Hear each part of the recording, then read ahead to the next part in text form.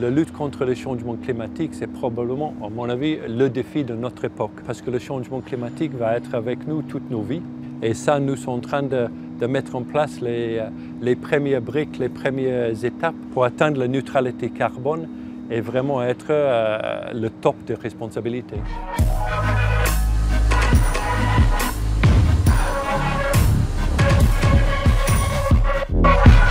Je m'appelle Nicolas Alden, je suis chef de projet bas carbone pour Safran Aircraft Engines.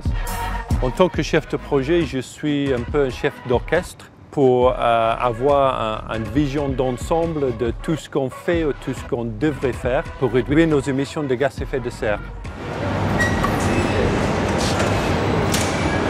Nous sommes sur le site de Gennevilliers, un de nos grands sites industriels, avec des activités de forge, avec les activités de fonderie. Un site en lequel on consomme beaucoup de gaz. Donc sur ce site, les premières actions en tout cas sont de réduire la quantité de gaz qu'on consomme.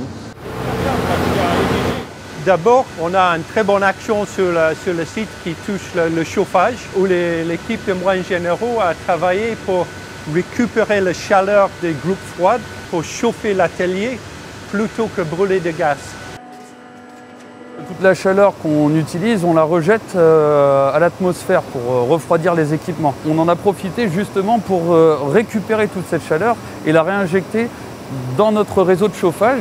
D'une, c'est écologique et de deux, c'est du gratuit quasiment. On dépasse nos espérances sur les rejets de CO2. Donc on avait estimé à l'époque 500 tonnes d'économisées, puis là, à mi-année, on était déjà à 600 tonnes d'économisées. Et s'il y a 600 tonnes de CO2 ici, peut-être il y a 400 tonnes ailleurs, 200 tonnes. Il y a toutes les possibilités de transversaliser cette action. Par exemple, on a une autre fonderie en Chine, on peut récupérer cette action, utiliser le savoir-faire, l'expérience des équipes ici pour baisser nos émissions ailleurs. Et avec ça, on fait une vraie différence sur l'environnement. Une autre action sur le gaz concerne la forge. Ils ont mis en place les actions pour réduire les températures de certains fours pendant le week-end, pour les redémarrer en anticipatif le dimanche après-midi, pour arriver à être pile poil à bonne température le lundi matin. On est parti du constat que le week-end, on continuait à consommer 80% de ce qu'on consommait en semaine. Donc il fallait vraiment agir sur ce levier-là. Quand on voit les chiffres, ça interpelle. Le four, c'est pas juste un équipement qu'on peut fermer, mettre à température ambiante comme on veut. Il faut qu'il reste en chauffe parce que sinon c'est extrêmement endommageant pour l'équipement. L'enjeu, c'est de le réduire au maximum en fait, pour qu'il consomme le moins possible. Par four sur un week-end, on arrive à diminuer de 25% la consommation du four quand on le met en veille. Donc ça représente à peu près 1 tonne de CO2 par week-end. C'est l'équivalent d'un vol aller-retour Paris-New York. Et donc sur l'année, multiplié par le nombre de week-ends et le nombre de fours, ça commence à être très intéressant.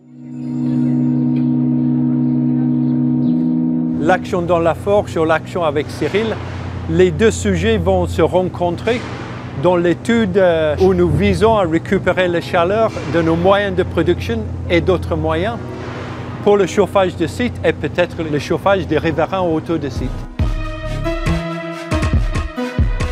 Et avec chaque action concrète qu'on fait, on réduit nos émissions et on bâtit un futur dans lequel on voit encore plus d'opportunités. Et ça, c'est top.